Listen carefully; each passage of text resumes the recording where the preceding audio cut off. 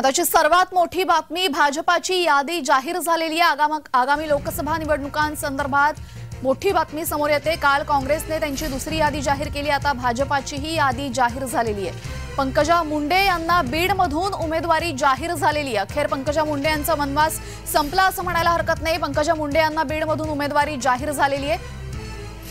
भाजपाची यादी जाहीर झालेली आहे। भाजपाच्या यादीमध्ये सगळ्यात जास्त लक्ष वेधून घेतलेल्या पंकजा मुंडे यांना बीडमधून उमेदवारी मिळालेली आहे। याआधी विद्यमान खासदार आहेत बीडच्या प्रीतम मुंडे या पंकजा मुंडे यांच्याच बहीण आहेत आणि आता प्रीतम मुंडे यांचं तिकीट कापून पंकजा मुंडे यांना उमेदवारी जाहीर करण्यात आलेली आहे। आत्ताची सर्वात मोठी बातमी, भाजपाने यादी जाहीर केलेली आहे। आगामी लोकसभा निवडणुकांसंदर्भात कालच काँग्रेसने दुसरी यादी जाहीर केली, ज्यामध्ये 47 नावं होती आणि आता भाजपाने सुद्धा दुसरी यादी जाहीर केलेली आहे। रक्षा खडसे यांना रावेरमधून उमेदवारी मिळालेली आहे। रक्षा खडसे या विद्यमान खासदार आहेत आणि त्या केंद्रीय राज्यमंत्री सुद्धा आहेत। आता रक्षा खडसे यांना पुन्हा एकदा रावेरमधून उमेदवारी जाहीर करण्यात आली आहे। आपल्यासोबत आमचे प्रतिनिधी मनोज दाळकर जोडले गेलेले आहेत। मनोज, दुसरी यादी भाजपाची जाहीर झालेली आहे, काय माहिती? नक्कीच आपण बरोबर ज्या सर्व यादीची सर्वजण वाट पाहत होते ती यादी आता जाहीर झालेली आहे। भाजपकडून दुसरी यादी जाहीर करण्यात आलेली आहे। आपण बघितलं तर नितीन गडकरी यामध्ये त्यांना जागा देण्यात आली आहे। तसेच आपण बघितलं तर पंकजा मुंडे यांना देखील जागा दिलेली आहे। पंकजा मुंडे यांना त्यांच्या बहिणीच्या जागेवरती ही जागा देण्यात आलेली आहे। तसेच आपण बघितलं तर चंद्रपूरमधून मुनगंटीवारांना देखील जागा देण्यात आलेली आहे। तसेच अहमदनगरमधून सुजय विखे पाटील यांना देखील जागा देण्यात आली आहे। तसेच अकोल्यातून धोत्रे यांना ही जागा देण्यात आलेली आहे। आणि आपण बघितलं तर या ठिकाणी जी सर्व उमेदवारांची वाट पाहत होते ते सर्व उमेदवारांची यादी ही जाहीर करण्यात आलेली आहे। तसंच त्यामुळे आता फक्त वाट आहे ती आपण बघतो काँग्रेस पक्ष म्हणजे महाविकास आघाडीकडून कोणती यादी जाहीर होते ती आता बघायची, कारण की आता भाजपकडनं 20 उमेदवारांची नावं ही घोषित करण्यात आली आहे। त्याच्यामध्ये महाराष्ट्रीयन नावं देखील घोषित करण्यात आलेली आहे। त्यामध्ये आपण बघितलं तर नितीन गडकरी असतील, त्याचप्रमाणे आपण बघितलं तर पंकजा मुंडे असेल, तसेच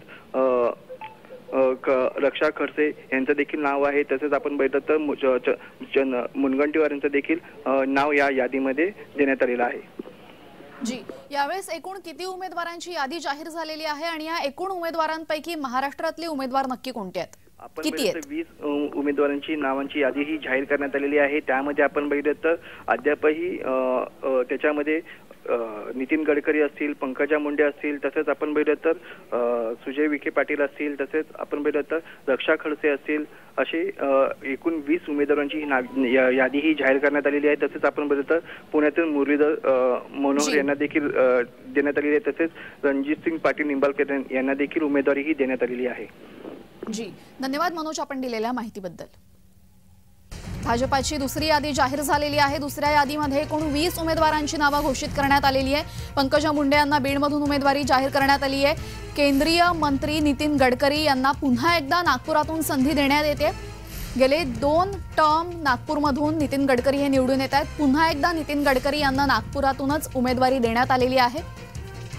बीडमधून प्रीतम मुंडे यांच्याऐवजी पंकजा मुंडे यांना उमेदवारी मिळालेली आहे। चंद्रपूरमधून सुधीर मुनगंटीवार उमेदवार आहेत। चंद्रपूरमधून विद्यमान सांस्कृतिक मंत्री सुधीर मुनगंटीवार यांना उमेदवारी देण्यात आलेली आहे। सांगलीमधून संजय काका पाटील यांना उमेदवारी मिळालेली आहे। भाजपाची दुसरी यादी जाहीर झालेली आहे। नागपुरातून नितीन गडकरी, केंद्रीय मंत्री नितीन गडकरी यांना उमेदवारी मिळालेली आहे। रक्षा खडसे यांना रावेरमधून उमेदवारी मिळालेली आहे, तर नागपूरमधून नितीन गडकरी यांना उमेदवारी मिळालेली आहे। पुण्यातून मुरलीधर मोहोळ हे भाजपाचे उमेदवार असतील, तर जळगावमधून स्मिता वाघ यांना उमेदवारी मिळालेली आहे। आपण बघितलं भाजपाच्या दुसऱ्या यादीमध्ये मुख्यतः महाराष्ट्राची नावं जास्त आहेत, महाराष्ट्रातलीच नावं जास्त आहेत। भाजपाची दुसरी यादी आता जाहीर झालेली आहे। बीडमधून पंकजा मुंडे यांना उमेदवारी जाहीर झालेली आहे। प्रीतम मुंडे यांचं तिकीट कापून पंकजा मुंडेंना बीडमधून उमेदवारी अखेर जाहीर करण्यात आलेली आहे। त्यानंतर रक्षा खडसे यांना रावेरमधून उमेदवारी जाहीर करण्यात आलेली आहे। विद्यमान खासदार रक्षा खडसे यांना रावेरमधून उमेदवारी। नागपुरातून पुन्हा एकदा केंद्रीय मंत्री नितीन गडकरी यांना उमेदवारी भाजपाने दिलेली आहे, तर जळगावमधून स्मिता वाघ यांना भाजपाने उमेदवारी दिलेली आहे। भाजपाच्या दुसऱ्या यादीमध्ये एकूण 20 उमेदवारांची नावं आहेत। या 20 उमेदवारांपैकी आपण जर बघितलं तर प्रामुख्याने महाराष्ट्रातलीच नावं आहेत। पहिल्या यादीमध्ये महाराष्ट्रातलं एकही नाव नाही, यावरून विरोधकांनी मोठा गदारोळ केला, भाजपाच्या यादीवर टीका केली। राज्यामध्ये महायुतीचा समन्वय नाहीये, महायुतीमध्ये जागा वाटपावर रस्सीखेच सुरू आहे, असे अनेक आरोप विरोधकांनी केले। मात्र दुसऱ्या यादीमध्ये जर आपण बघितलं तर दुसऱ्या यादीमध्ये प्रामुख्याने महाराष्ट्रातील महत्त्वाची नावं आपल्याला दिसतात। ज्या ज्या नावांची चर्चा होती ती सर्व नावं आपल्याला दुसऱ्या यादीमध्ये दिसतात भाजपाच्या दुसऱ्या यादीमध्ये नागपूरमधून केंद्रीय मंत्री नितीन गडकरी यांचं नाव समोर येतंय, बीडमधून पंकजा मुंडे यांचं नाव समोर येतंय। पंकजा मुंडे या 2019च्या विधानसभा निवडणुकांमध्ये त्यांच्या भावासमोरच धनंजय मुंडे यांच्या समोरच हारल्या होत्या। त्यानंतर पंकजा मुंडे यांना राज्यसभा मिळणार असं सुरू होतं, मात्र राज्यसभेवरही त्यांना संधी देण्यात आली नाही। दुसऱ्यांदा जेव्हा राज्यसभेच्या निवडणुका लागल्या अगदी महिनाभरापूर्वी, तेव्हा सुद्धा पंकजा मुंडे यांचं नाव अगदी आघाडीवर होतं, त्या जाऊन फडणवीसांना भेटल्या होत्या, मात्र तेव्हा सुद्धा त्यांना उमेदवारी देण्यात आली नाही। आता मात्र पंकजा मुंडे यांना पुन्हा एकदा त्यांचं राजकीय पुनर्स्थापन करण्याच्या दृष्टीने त्यांना लोकसभेसाठी बीडमधून जागा देण्यात आलेली, त्यासाठी त्यांची बहीण प्रीतम मुंडे यांचं तिकीट कापलेलं आहे। माढ्यातून रणजित सिंह निंबाळकर यांना उमेदवारी मिळालेली आहे, माढ्यातून रणजित सिंह निंबाळकर यांना भाजपाने उमेदवारी दिली आहे। वर्ध्यातून रामदास तसदी यांना तिसऱ्यांदा उमेदवार करण्यात आलेला आहे। दरम्यान गोपाळ शेट्टी यांना यावेळेस संधी देण्यात आलेली नाहीये, गोपाळ शेट्टी यांच्याऐवजी पियुष गोयल यांना संधी देण्यात आलेली आहे। केंद्रीय मंत्री पियुष गोयल यांना गोपाळ शेट्टी यांच्याऐवजी संधी देण्यात आलेली आहे। जळगावमधून स्मिता वाघ यांना उमेदवारी मिळालेली आहे।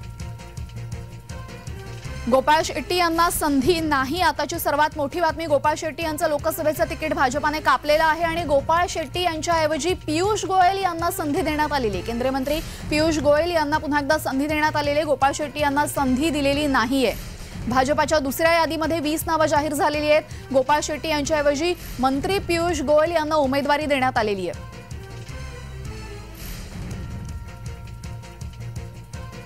गोपाळ शेट्टी यांना संधी नाही, गोपाळ शेट्टी यांच्याऐवजी पियुष गोयल यांना संधी मिळालेली आहे। भाजपाची दुसरी यादी लोकसभेसाठीची जाहीर झालेली, यामध्ये प्रामुख्याने आपण बघितलं तर महाराष्ट्रातली नावं आहेत। यावेळेस गोपाळ शेट्टी यांच्याऐवजी पियुष गोयल यांना भाजपाने संधी दिलेली आहे। गोपाळ शेट्टी यांच्याऐवजी मंत्री पियुष गोयल यांना संधी, गोपाळ शेट्टी यांचं तिकीट कापलेलं आहे।